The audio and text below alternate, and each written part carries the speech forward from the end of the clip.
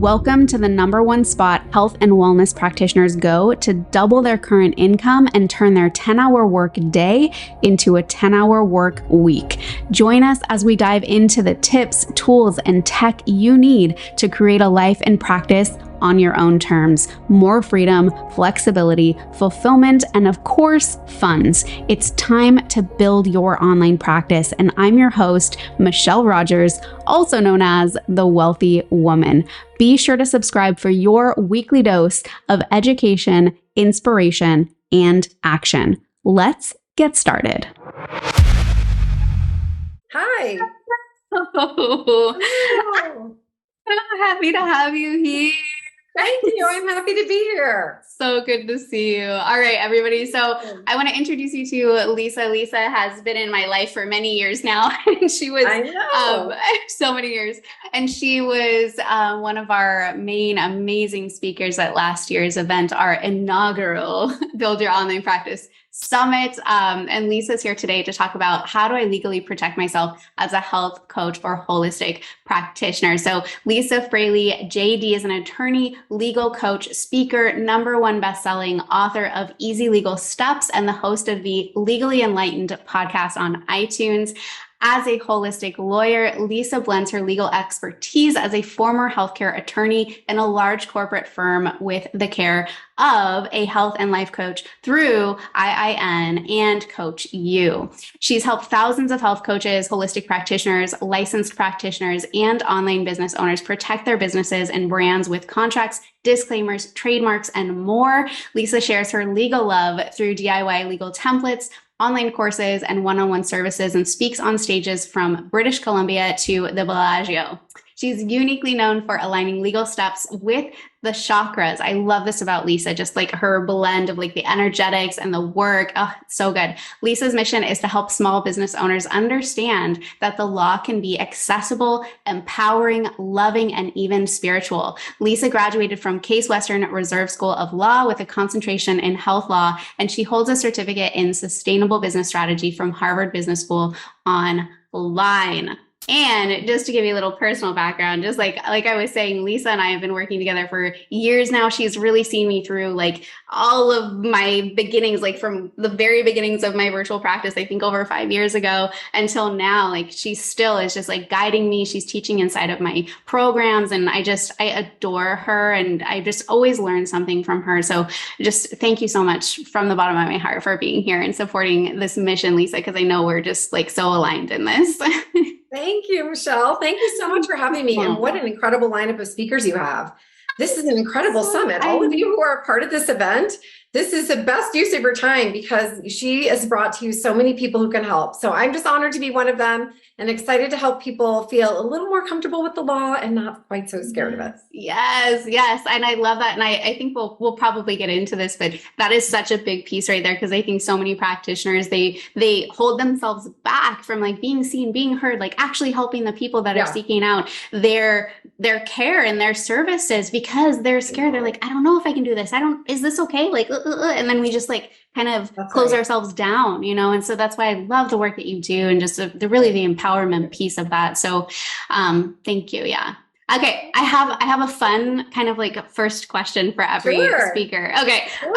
Sure. So as an expert in the field, how do you anticipate the online space evolving for health practitioners, and what shifts or trends do you believe will shape the industry in the near future? Well, I think this is probably true for almost virtually all industries, is that we all need to get familiar with AI. Because I think that AI, while I know some fields are worried that it might replace their jobs or take over their jobs, or I think that AI can actually be more of a tool that we can all use to help us be more efficient and help us to be more precise with our languaging, or to help us to do writing, marketing, or videos, or reels, or whatever. So like, I think we can all embrace it as a tool that could be helpful, even though I know sometimes it's a little bit scary. I'm actually going to offer a whole webinar on this later in the summer because I think people are going to be asking questions about what about copyright with AI? What can I do? What can I do? What can I not do? It's an evolving area of the law. And I think it's an evolving area for all of us. So we're just going to look at the law where it is now and keep evolving as we go. But I think the more that we can embrace AI and be very sensitive to the ethics of AI and making sure we're all using it appropriately, I think that's going to be making a big difference for almost every field going forward.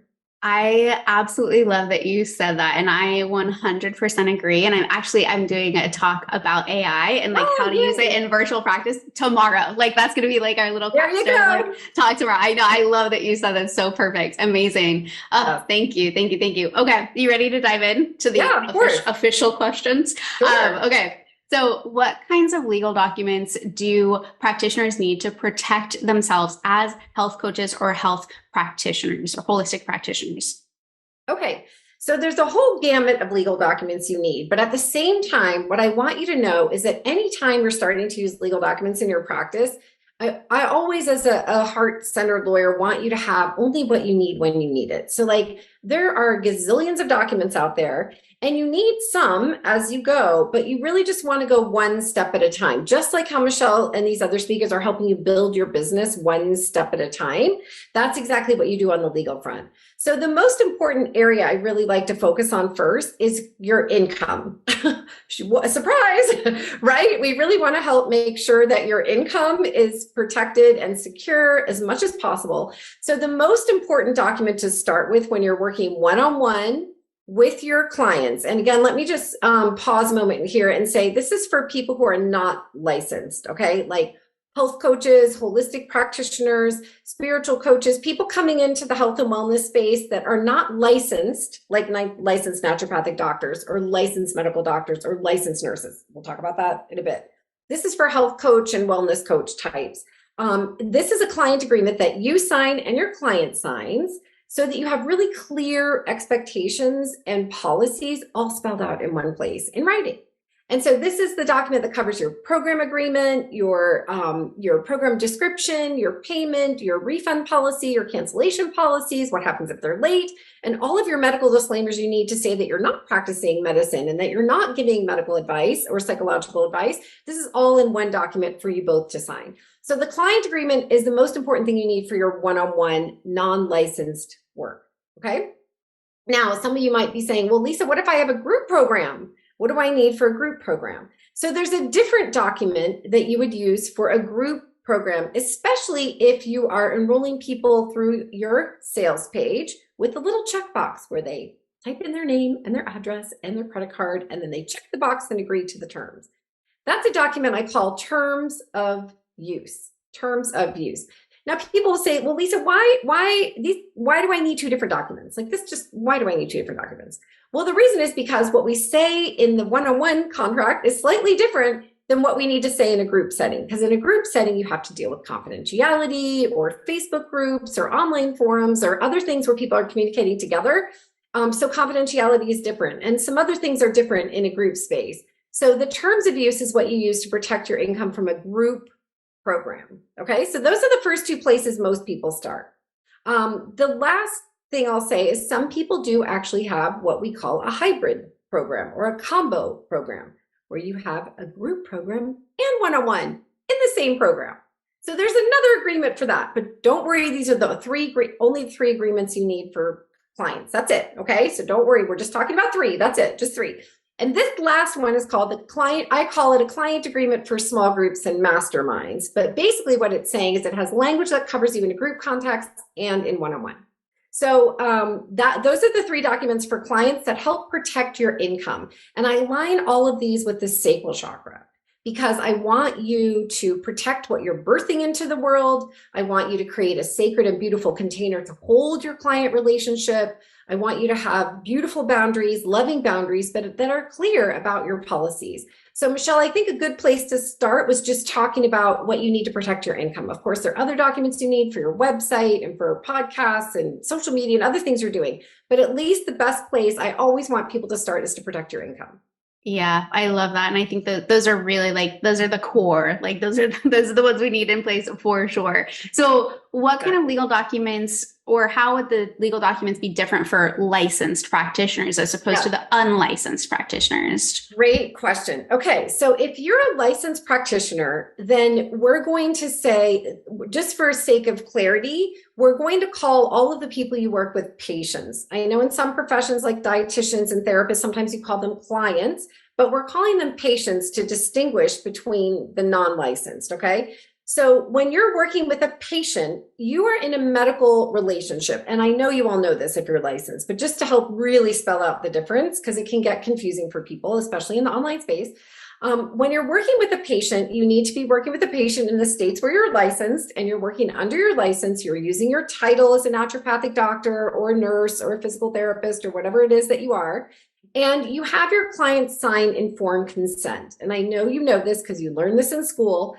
But basically what you're doing is having patients agree to receive medical treatment and disclose that they're voluntarily assuming it, and also that they have been informed of the risks and the benefits.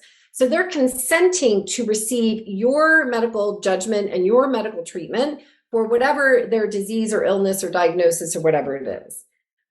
So informed consent is the main document you need with your patients. You also need to have them sign your HIPAA document, which you're probably aware of. And then any policies that you have for your office or your payment or insurance or things like that, I wrap all of those in my DIY informed consent in the same document. So they just sign one document, but there are many ways you can do that in a medical practice. And the thing that's been tricky in recent years, of course, is you have so many licensed practitioners who want to do online work, which is great. But there's certain things you can do and certain things that you can't do. So be super clear that when you're working with patients, as a licensed medical practitioner in a patient relationship, then they need to sign informed consent. If you're over here trained as a health coach or a wellness coach, or you go through Michelle's certification program and you come out on the other side as a wellness, some type of holistic or wellness practitioner, then you would use a client agreement and you're not going to be calling yourself a doctor or a therapist or whatever in that practice. So we have to draw a line between the two because medicine and coaching or wellness consulting are very different professions. Easily confused, but very different professions. Very different. Yeah. And I think sometimes practitioners get confused. Like, what is the difference between unlicensed and non-licensed too? Is that something? I just use that word non-licensed because the probably appropriate term is unlicensed. However, laws exist to support or to help explain what the unlicensed regulation or practice of medicine is. And so unlicensed often has a really negative connotation that you're violating the law if you're unlicensed, but really it just means you don't have a license. So I'd rather use the non-licensed, meaning you don't have a license. It's not that you're violating any licensure laws by saying that you're unlicensed or practicing the unlicensed practice of medicine, but they're the same. Thank you. I appreciate that clarity. So what do we need to know about working virtually across state lines? The big question. And I have a whole course that goes through all of this, of course, because we're going to give you the high points today. But this is a very important area to understand the distinction, okay? Because there are certain things that you can do as a licensed practitioner, calling yourself a doctor or a nurse or whatever your title is, okay, where you can do DIY, self-study programs, and group programs with some restrictions, okay? The one area that licensed practitioners do not want to do is one-on-one work with people across state line. Why? Because that is considered the practice of medicine, chiropractic medicine, naturopathic medicine, whatever. You don't want to do one-on-one across state lines. That is the highest risk you could take. And I really encourage you not to do that. That's why there are licensure laws in place. However, you can do education through an online course, a self-study course, webinars, podcasts, education, and even a group program. If in the group program, you're not giving personalized advice, even in the Q&A calls, and you're not telling people individually what to do for their own situation, and keeping your Q&As and your question and answer to general information about the course content, okay? So for example, you might have a doctor who wants to do a gut health, teaching people how to have a healthy gut or to understand their microbiome. You can do an educational course on gut health. That's great. That's fine. That's not a problem at all. But when someone is asking you a Q&A question in the group program as a doctor, and they say, oh, but here's what's going on with my microbiome. I have this, and I did this test, and this is what my lab test says, and this is what I did. What do I do?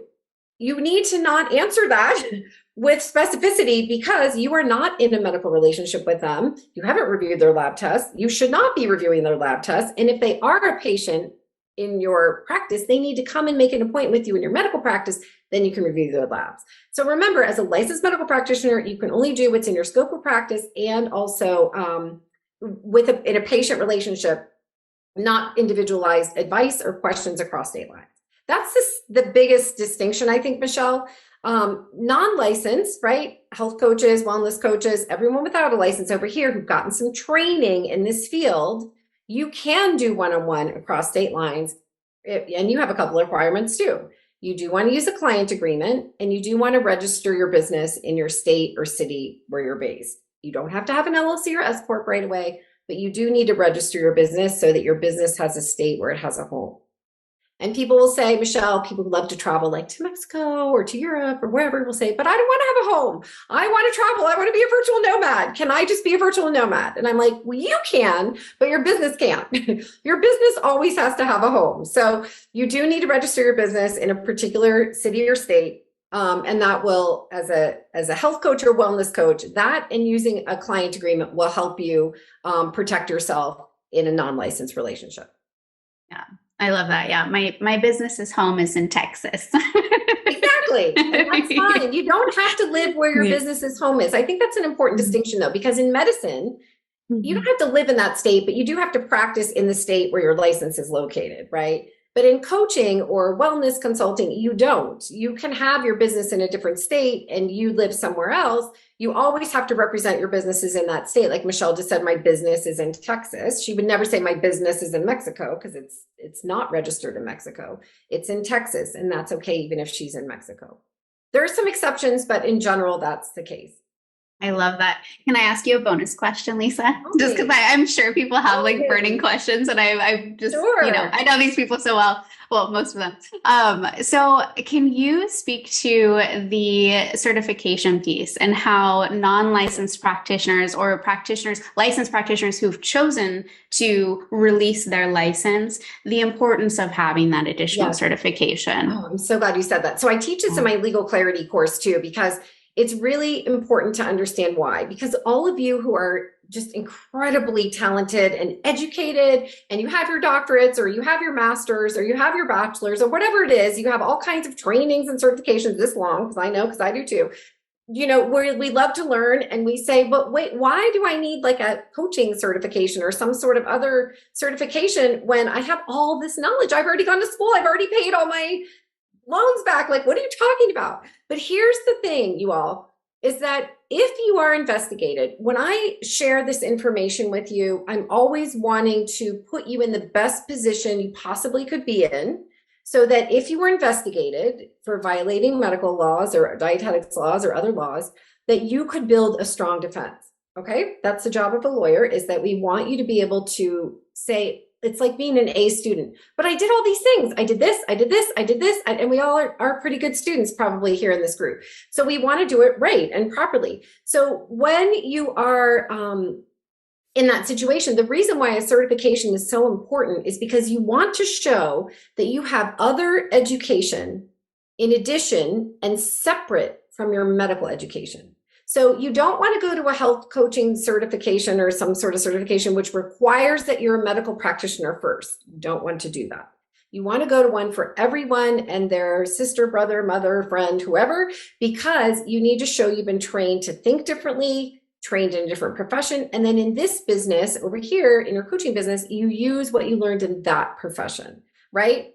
Now, the other reason for that really quickly is that in medicine, you're the medical expert and your patient is not the expert. So there is a power differential, and that's legally emphasized by the fact we have so many strong ethics laws, right? That's why we professions who are licensed have ethics laws. Over here, when you're in a coaching or certification relationship, your peers contracting together with that client agreement.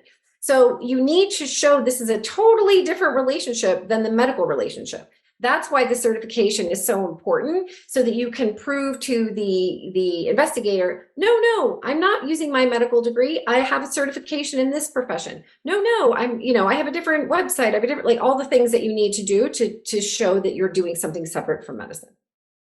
So good. Yeah. And I think that piece is really, really important, because I think some practitioners can just say, oh, I'm working online now, I can call myself a health coach.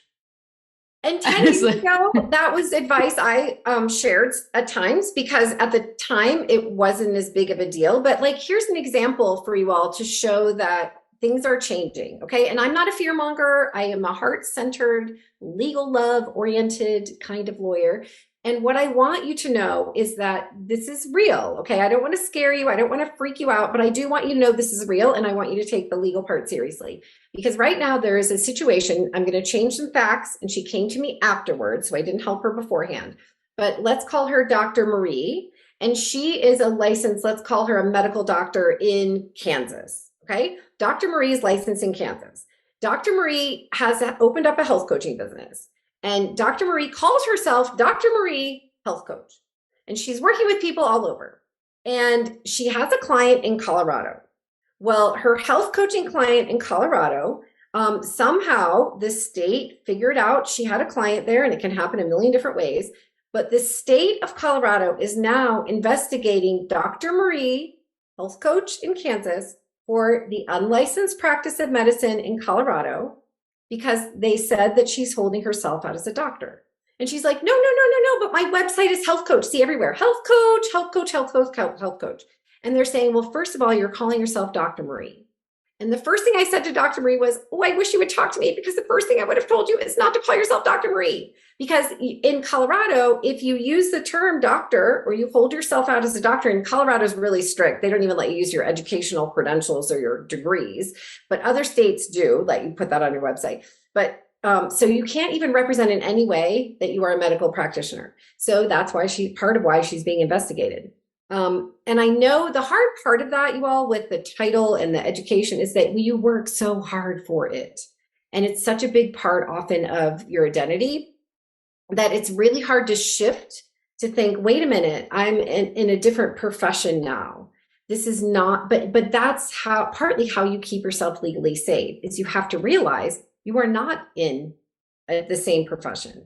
If you want to do lab testing and supplements and functional work and work across state lines, or be a health coach or a wellness coach or a functional wellness practitioner, and not be in a medical relationship, you have to behave in a way that's not a medical relationship. And so those are the kinds of steps that you need to take. So you have to use some self-reflection and self-awareness to really know this is the right answer. But the great news, you all, is that programs like Michelle's certification is what helps you do the things you want to do. It helps you have the relationships you want to have with clients outside of your state in a legal way. And that's partly why she's created it, because she wants to help you be able to expand your income and share your talent and share your knowledge, but do it in ways that aren't going to jeopardize your license or have you be investigated for the unlicensed practice of medicine, when all you want to do is help people in a functional way over here as coach. Yeah. So that's the reason why it's so important to have the distinction. Yeah, I love that. And even just like hearing you say that, I'm sure a lot of people just like had a bunch of tension melt away. Like, oh it is possible. It is like it is possible to do the thing that I want to do. Possible. It just looks different. And like speaking back to the identity of like, oh my gosh, but I'm a doctor. I'm whatever title that you have, whatever you've earned. It's like I went through a complete like identity shift and like ego death around like, everybody being like, wait, you're not going to be a doctor anymore. And it's just like, but I promise, like I never looked back. So anywho, if you have questions for Lisa, pop them in the Q&A. Is there anything else you want to bring up, Lisa, before we dive into questions? I always love leaving like some extra room for questions for you, just because I know like you feed off like questions. Yes, really I do, because I'm a generator too. Yeah, exactly. I know. The one thing I will say though is, you all, with your questions, please know that if your question is super specific, or if I feel like I need more information from you to be able to answer it, please know I might recommend that you do a free legal chat with our team, only because I want to be respectful to the time and to the group. And sometimes it's really hard to answer, even like a one-sentence question. It's really hard to answer super specifically. I will do my best, but I always say it's no different than you as functional practitioners, right? When the client comes in and goes, I'm having a problem with my gut. Can you just tell me what I should eat? And you're like, I need to ask you 50 questions. I need you to fill out my intake form. I need to do lab test. Right? Like it's one question, one sentence. So it's same, this is true in law, but I will do my best to answer as much as I can. So with that caveat, let's dive into the Let's dive in. I was going to pull up also your chat also, so we can pop that in the chat box. So, okay, I'm pulling up the Q&A now. If you have questions, again, please pop them in the Q&A specifically and not in the chat. So Marcel says, if you did an LLC in your state, do you also need to register in your state for non-licensed coaches or no? Okay, so Marcel, I love this question because you're really asking about LLCs and business registration. What I'd love a little bit more about is if you did an LLC in your state, is your LLC for a licensed medical practice or is the LLC for like a functional health coaching practice? I need a little more clarity about what your LLC is for, because anytime you form an LLC, you all, it's already registered in your state, but you still may have to register it in your city and your county, okay? If you don't have an LLC, let's say, you're called a sole proprietor. And that means that you need to register your business in your city and sometimes your county and sometimes your state. Every state is different. So that's why I don't have just like one answer for you, but you do need to register your business. So the question is, do you also need to, is kind of throwing me because the LLC is already registered. I just don't know if you mean if you want to do something different or not. So perhaps said wellness, not medical. So I don't know if that helps. Great. Yeah. So Marcel has a wellness LLC registered in the state where Marcel practices, a wellness business. So you then only would need to look into, do you have to register also in your county? And do you also have to register in your city? So Marcel, you would have to do that legwork and look at your county website and your city website. You can usually even call them, or it's usually on the website to find out if you have to register in either of those places too. Usually you have to in your city and sometimes also in your county. Thank you. Great question. Awesome. So Carrie says, I have 3 questions. If a person doesn't yet have a website, where should we use the website terms and conditions, disclaimer, and privacy policy? She says, pause there. Yeah. The next question. Okay. Of course. So, okay. So you're not going to use the website terms and conditions, disclaimer, and privacy policy until you have a website. However, if you have a landing page or an opt-in, or maybe you just have one sales page, but not a whole website, you would still want to use the website disclaimer there and the privacy policy. So even if you have an opt-in page that's really short, like just for a free gift, or you have a sales page, you do want to use at least those 2 there. And usually you put them in as links in the footer of the website, like the word disclaimer and the word website terms and conditions and the word privacy policy. So hopefully that will help you have some clarity there. Okay, perfect. Next question. Yay. It gets too difficult. Yeah, that makes sense. I'm in Florida and am a licensed practitioner with an in-person business. And I've opened a second business for a virtual hybrid program as a health coach. So I'm still considered licensed in this virtual business until I give up my license completely? No. Okay. So, okay, you're a licensed practitioner with an in-person business in Florida.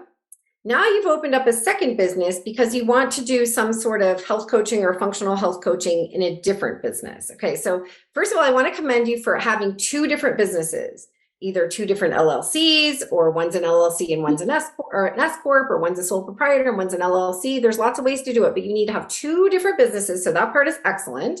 You don't have to give up your license to be a functional health coach or functional wellness coach. And notice, by the way, I should say I'm not saying functional medicine health coach, no medicine over here, just functional health coaching or wellness coaching, functional health coaching. So you don't have to give up your license, but in your health coaching business, this is really important. Remember my example of Dr. Marie in Kansas. You don't want to call yourself Dr. So-and-so, nurse so-and-so, physical therapist so-and-so in your health coaching business. So that's the key part, is they have to be totally separate. Over here, you're the licensed practitioner. Over here, you are not. You are in a different profession, trained in a different profession with a different business, different website, different everything. Because it's almost, you all, like I kind of joke and say, it's almost like you were a doctor who has a jewelry business. And people are like, huh? But I'm like, think of it that way. Even though you're dealing with the body, or it's the difference between being a physical therapist who helps people rehabilitate injured body parts, let's say, versus a health or wellness coach or a personal trainer who's trying to help you run a marathon. Personal trainers don't rehabilitate knee injuries, even though you're both dealing with the body, right? So the same is true. Even though you're dealing with the body, medicine is different from coaching. So good job. Keep them separate. Excellent. Keep them separated, right? Yeah, exactly. Love it. Last one from Carrie is, when should a person consider trademarking? Great question. Excellent. Okay, so when I have written my book, Easy Legal Steps That Are Also Good for Your Soul, I have taken 7 legal steps that people need as they grow in their business and align them with the chakras. And trademarking is aligned with the 7th chakra, the highest chakra, which means that you usually need to do or want to do other steps before you get to that point. Okay. So trademarking aligned with the 7th chakra because it is a crowning achievement, because you are trademarking a brand that you have probably used quite a bit in your business up to this point, in your one-on-one work, in your website, with your group calls, maybe or maybe not. It's the name of your LLC. It doesn't have to be, but you've been using it in your business such that you know that it has these 3 things. 1, that you're making profit from it. You don't have to be making bazillions of dollars, but you do have to be using it to make profit. It can't just be like sitting there as a brand you've never used, but you really love, but you've never used it in your business. You don't trademark that. So is it making profit? Number 2, does it have a lot of potential? Meaning, when you get a trademark from the US Patent and Trademark Office, you get it for 10 years, and then you can renew it and renew it and renew it. So you don't want to trademark something that you're like, meh, I don't know if I'll use it in 2 years. Don't trademark that, okay? Trademark something that has a lot of potential for you to use as a big brand in your business. It doesn't have to be your only brand or even your highest brand. It can be a sub brand, but you do need to have it having potential, or it's just not worth the investment of trademarking. So profit potential. And then 3rd is that you want to make sure that you are passionate about it. You are passionate about it. This is something that feels like you on the page, like this is your brand, and it's something that you really care about. Because like I said a minute ago, if you're feeling lukewarm, like I don't want anyone else to use it, but I don't really know if this is really my thing, don't waste your time on that. So usually you've been using your brand in your business for quite a while, you're making money, it has potential, and you feel really, really good about it. That's a good time to consider trademarking. And the first step to trademarking, which I can help you with, other lawyers could help you with too, is the trademark search. And that's where we look to see if there are other brands out there that are the same or similar that might stop your trademark from going forward. So that's the first step. And then the second step after that is the actual application. So great question. Trademarking is so important. It's fantastic. And it's not usually the first thing people do in their business. Yeah, so good. Thank you for that clarity. All right, so Angela says, what do you need to do to be able to work as both licensed and non-licensed? You set up a separate business, have a client agreement, don't call yourself a doctor, get a different certification, anything else that's necessary? Yes, lots of things that are necessary that we don't have time to talk about today, but I do have a whole course that teaches you that, called the Legal Clarity Course, How to Protect Your Practice and Expand Your Reach, because it's not a simple answer. You have things you need to do that are different with the way you do your intake. You have things that are different with the way that you do your client records or notes. There's a whole bunch of things that are different. So I'm not trying to avoid your question in any way, but there's just I did a 3-hour webinar on everything you need to do and what you need to know to have a separate business. So that's part of the Legal Clarity course. And so I would invite you to check that out. I know you all have I think you have an affiliate link for it. If not, it should be lisafraley.com/licensed practitioner, or just see if Michelle's team has a link for that. Great. Perfect. Yes, we can get that to you guys for sure. Great question, Angie. So Marcel says, more ideas for how to represent ourselves, like just our name and then our previous credentials. Where is it good to put all our credentials? Thanks. Okay, so Marcel, great question. Representing yourself will depend on the state where you're located. Okay, so you all, just to come back to the 30,000 feet here for a second, everything is based on state laws. Okay. If you're out of the country, if you're in Canada, it's your provincial law. Because as you know, every province is different, just like in the US, how every state is different. And if you're other places around the world, you have laws where you're located if your business is registered there. So representing yourself comes down to what words are allowed to be used and what words aren't allowed to be used in your state or province. So just to give you some really good examples, one of the things that I want you to stay away from, let's do that. Let's use words to stay away from. That'll be better. No matter what state you're in, I want for you to not use the word medicine in a health coaching business. So I don't want you to call yourself a functional medicine health practitioner or something like that. I want you to call yourself a functional health coach, functional wellness coach, functional wellness practitioner, functional health practitioner, something that is not medicine. Why? It's not illegal, okay? But remember when I said, I want you to have all the evidence so you can check off all the boxes and get an A if you're investigated? One of the things they would say is, oh, you're calling yourself a functional medicine so-and-so. Functional medicine was originally created to help licensed medical practitioners take a functional approach to the licensed practice of medicine. So I just want there to be no confusion that you are not bringing anything medical over here into this business. And then also, Marcel, in some states, most states you are allowed on your website about page to list your actual credential in terms of your degrees. This is important. Not I am a doctor and a health coach. No, your degrees. I went to this undergraduate school and got this degree. I went to this graduate school or medical school and I got this degree. I went this school and got this degree. And also I've gotten these trainings as a health coach, Michelle certification, other training programs. Maybe you're a yoga teacher, maybe you're a Reiki master, like all the trainings you have, you can list that. But again, it's about your education and your training, not your identity or your title as a doctor or whatever you are. There are some exceptions. I mentioned Colorado is a state where you can't even represent anything that you have any medical training whatsoever at all. No degrees, nothing, zilch, nothing. They're the strictest, but you need to know your state in particular. And then the place to put them is on your bio page, your bio or your website about page. Again, but you're not going to have like your website and say, hi, I'm Dr. Marie and I'm a health coach. Or I'm Marie, I'm a doctor and a health coach. No, you want to have everything separate. Okay. You guys such a good distinction. Like, yes. Makes it very clear. Gestures. It's easier when we're visual though, watching, I think. It's so true. I can't help myself. I don't know. So Dr. McColeman, hey Troy, have you worked with Canadians? Yes, I worked with lots and lots of Canadians. I love Canada. Not to digress, but I've been there for my honeymoon, my 5th anniversary, my 10th anniversry. I've been to Kelowna 3 times, Quebec City, Toronto, Vancouver, British. Can't even tell you. I love Canada. So I worked with tons of Canadians. And the one thing I do have to tell you is that, of course, I'm not licensed in Canada. So I need to tell you that like I have over 53 DIY legal templates and they're written obviously mostly for American legal system, but there are a lot of similarities.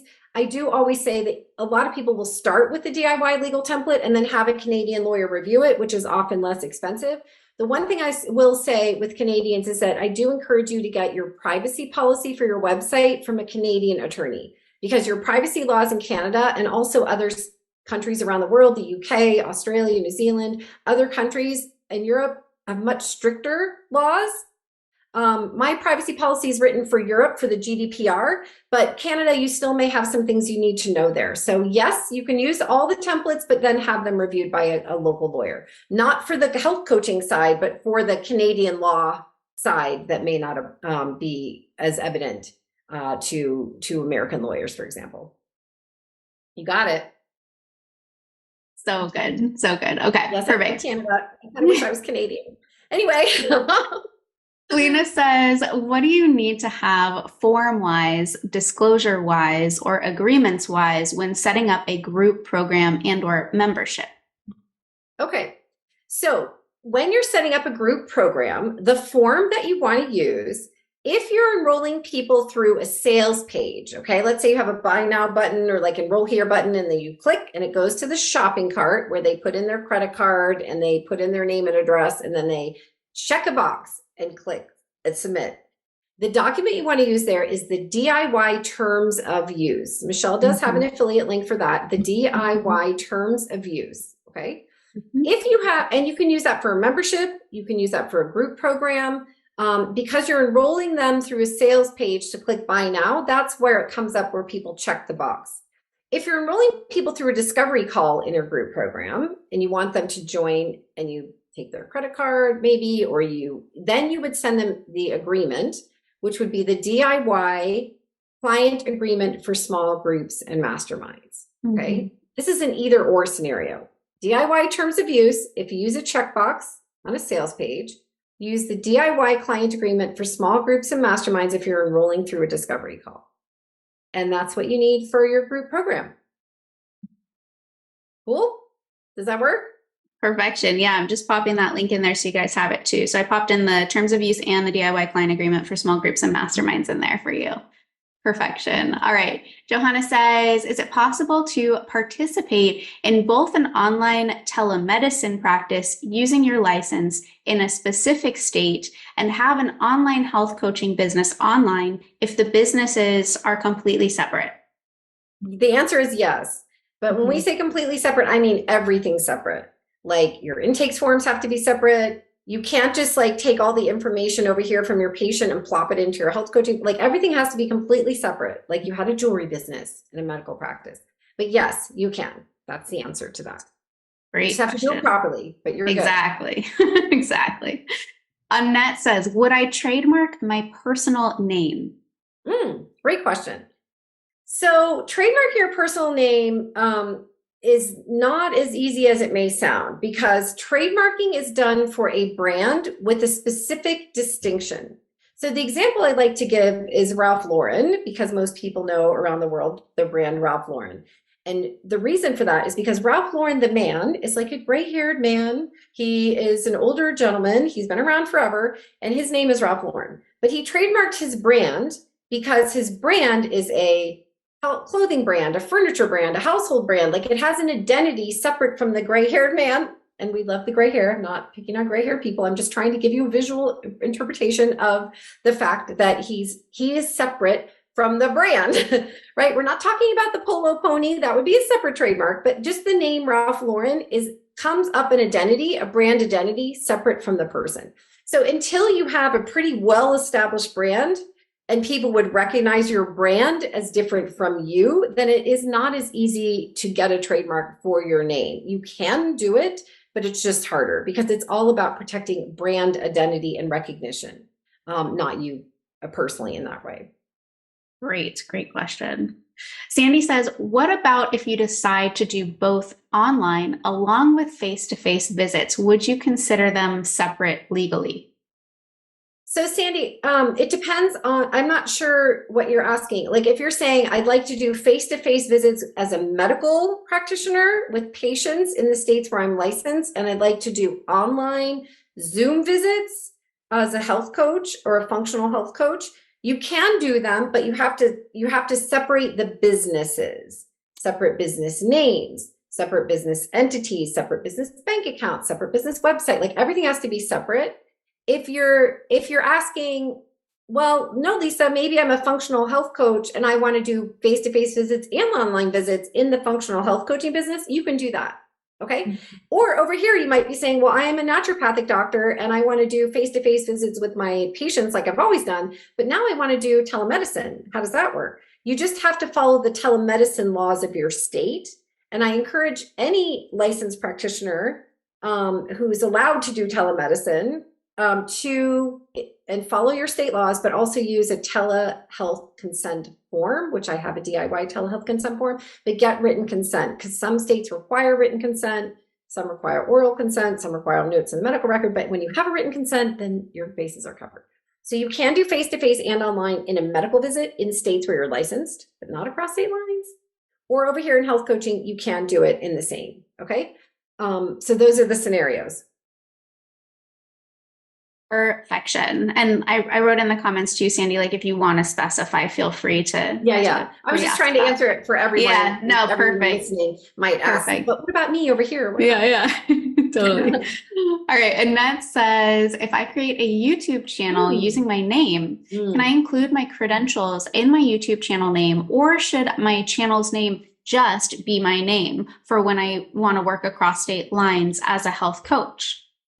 So when I say including your credentials, okay, again, it kind of depends, but so again, remember, in some states you don't want people to get confused that you're practicing medicine in a YouTube channel if you're not. So for example, you don't want to say, I'm now telling people to keep you safer. You wouldn't say like I don't know what you are, Annette, but like Annette Jones, I'm just making this up, Annette Jones, MD, and say I'm a functional health coach, because the MD pretty much is well known around the world, or ND or DO, as doctor, right? So I wouldn't do it in the title of your YouTube channel. You would put it in the about section of your YouTube channel that you have a doctorate from here, you have a master's from here, whatever. Just like I don't want you to use your licensure credentials, okay? So for example, with nurses have bachelor's degree, associate's degrees, bachelor's degrees, master's degrees, PhDs. But I don't want you to put RN. Why? Because that stands for registered nurse, which represents that you're licensed or registered in the state. So I don't want RN after your name. But if you have a master's degree in nursing, or a bachelor's degree, or associate's degree, or PhD, you can say PhD, or you can say master's, MSN. I think it's Master's of Science in Nursing, although some schools call it other things. You can say your master's degree. Same thing with social workers, right? Or therapists. Sometimes they are licensed clinical social workers, LCSW, but I say, no, you don't want to share that you're licensed, because you could be representing that you're licensed in states where you're not. You can share you have a master's in social work, MSW. So it's about the degree, not about the title or the credential or the licensing. Some of us, like MDs, NDs, JDs, we all have the same for licensing and medical. So you have to just be really careful. I'd rather you just call yourself Annette Jones, and then in your bio, you can state your degrees in education. That would be my preference for your safety. It's always up to you. You all, what you do is always up to you. You can take whatever level of risk you wish to take in your own business. Just like when your clients or patients leave you and they go out and eat Big Macs, when you said, please eat more vegetables, they can do whatever they want. But I legally need to tell you what will keep you safe, and ethically, it's important for me to do that.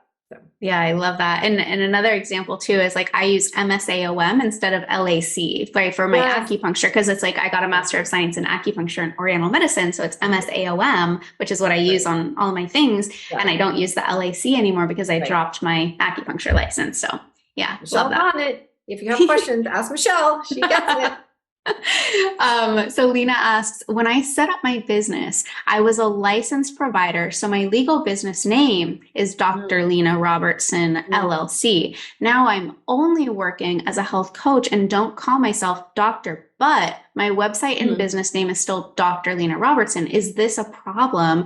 I've been told by a lawyer that it's okay. Just wanted to get another opinion.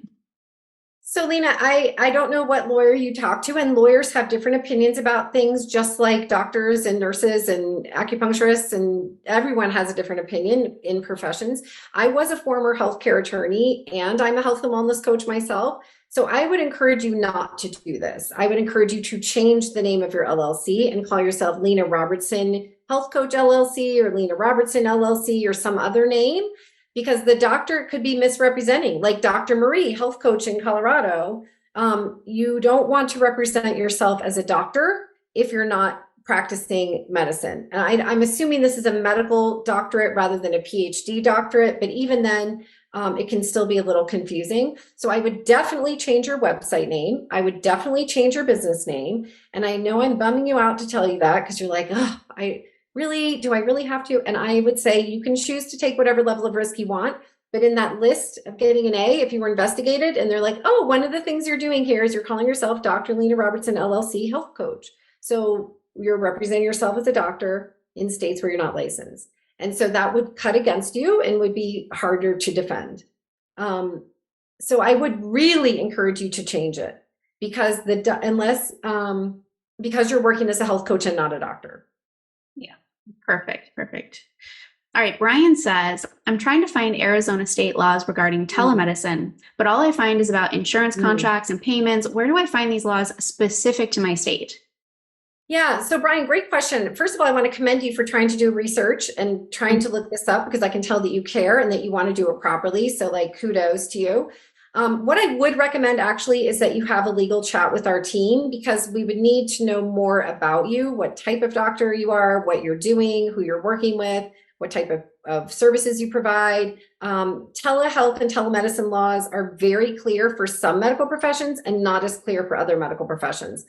So Arizona, I just moved to. Here I am in my new office like 3 weeks ago. So I'm learning about Arizona laws as well here. But I will say, Brian, please just set up a legal chat. We will find ways to be able to help you with that. There's no quick answer for me without knowing more. But thank you for asking. Yeah, happy to help. I popped that link in the chat for you, Brian, so you can check that out. And for anybody else who wants to hop on a call with Lisa's team. Priya says, just to expand on that, like Dr. Mike, he's using doctor and giving advice online. Doctor, would you recommend that or just leave the whole doctor out on social media?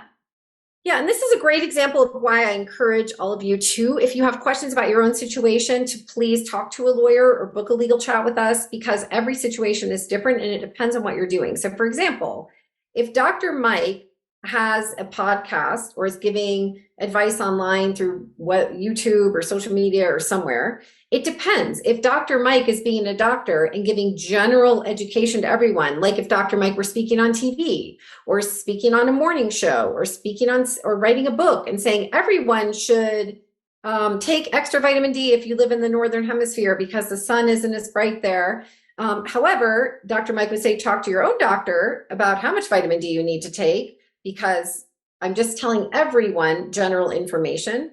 So doctors can give general information to everyone or teach people about IBS or Hashimoto's or whatever, but they would not be giving specific advice to individuals outside of a medical relationship in the states where they're licensed. Perfection. All right, we've got a few more minutes, so a couple more questions here. If you have one lingering, burning question, now's the time to pop it in the Q&A. So Johanna says, if we are getting started setting up a health coach business and a licensed professional, what are the ways we can engage with your services? Should we start with your course? Well, first, thank you so much for asking. I really appreciate that. I would invite you to have that free legal chat. It's not a sales call, you all. It's really to find out more information about you so that we can point you in the right direction, either to the legal course or to a power hour or to DIY legal templates.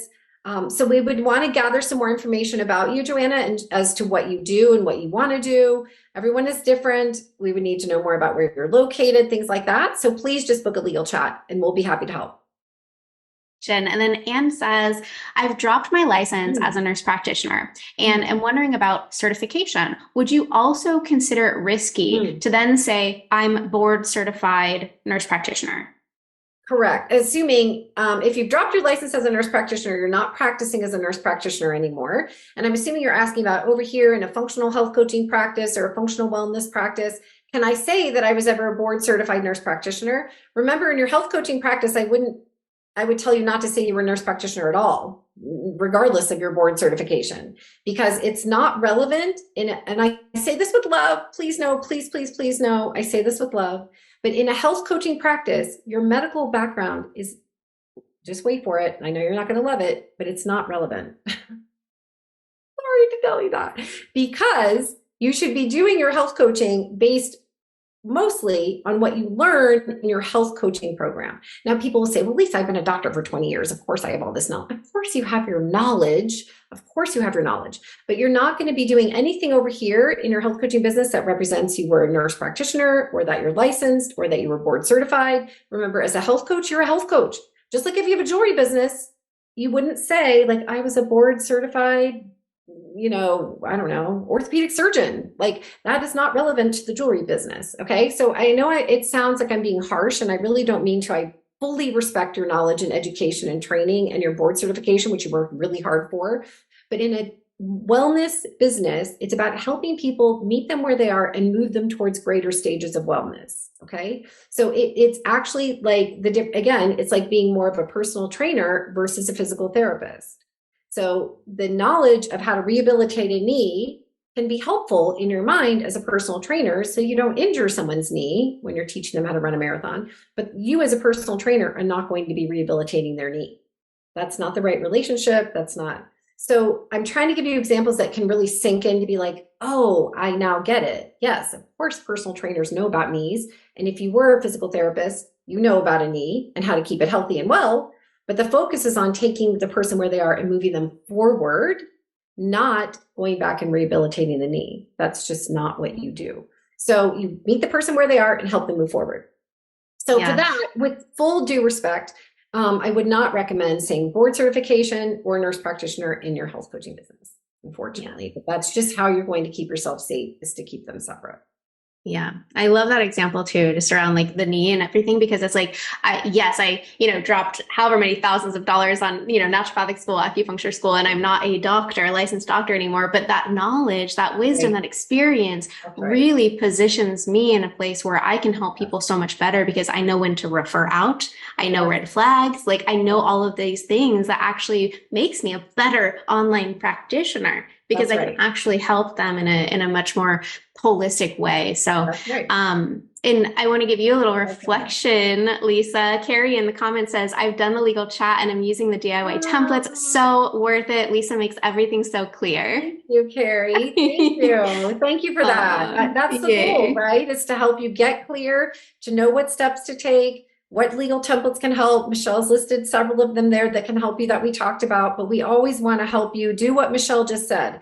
Feel empowered, feel like you can move forward, have the training, have the clarity to know how to keep yourself safe, so that you don't have to worry and you don't have to stress and think, oh my gosh, every day am I violating my license? Is someone going to think I'm practicing medicine? Are they going to come after me? Like, that's the whole goal, is we're trying to help you find a way to do it, to keep yourself as safe as possible. Because it looks like it's a murky world out there legally, but it's actually not. It's very clear what is medicine and what is not medicine. So I just want to help you, as does Michelle, make sure you're clear about that. Fantastic. Amazing. What perfect timing. What a perfect way to open up this summit. Lisa, you are incredible. Lisa has an amazing gift for you all. So Kara's going to post it in the comments, but it's called How to Practically Refund Proof Your Practice. This legal guide will help you know what your refund policy should say and what you don't want to leave out. So check the comments for that. It looks like Kara already posted it. So definitely grab that. Set up a free legal chat with Lisa. She is incredible. Like, she's incredible. I love her so much. Thanks, Michelle. You're so great. There was one quick question that Johanna said, are there specific health coach certifications you would recommend? Yes, Michelle. There you go. She didn't, I know, Joanna, I know you weren't a plant, but you couldn't ask that in a better way. Michelle's certification will help you, because the reason I say that, I'm being, that was cute and funny, but I will say I highly recommend Michelle, because she does understand these legal parts. She's not going to give you legal advice because she knows that's not her lane, but she knows this. And if she sees that you're doing something that she thinks is troublesome, she's going to help you not do that. And she's going to help keep you safe. And that's the key. And she's brilliant, as you know. She's very talented. She knows what she's talking about. She's an excellent leader and teacher. She didn't tell me to say any of that, but she's fantastic. So I highly encourage you to do her certification. Oh, thank you so much. Health coaching, for sure. Okay. Thank you so much, Lisa. Amazing. Thank you. This has been an incredible session, and such perfect timing, so punctual. We're such generators, Lisa. Yes. Well, we're coaches too, so we show up right on time. And I just want to thank you for having me, and thank you everyone for your great questions and for listening and for really absorbing that. I know it's a lot. I know it can feel heavy, but it's very exciting that there's so many opportunities for you, and Michelle and her whole team, and all these other speakers can help you with that. Thank you. Yeah, I saw there was maybe an error with the link, so our team will figure it out and make sure you get the free gift. No worries, but thank you so much, Lisa. Have a beautiful rest of your day, and I know that we're going to chat soon, so thank you. Thank you. All right, that's a wrap for today. If you want the exact breakdown of how I help practitioners go from their first 5K to consistent 50K months with just 2 offers, 10 hours per week, and an audience of less than 500 people, be sure to click the link in the podcast description or head to wellthywoman.co/breakdown. To make sure you don't miss an episode, be sure to subscribe. And for daily online practice insights, follow me on Instagram at wellthywoman.co. Let's create your life of wealth full of abundance, purpose, health, wealth, and joy.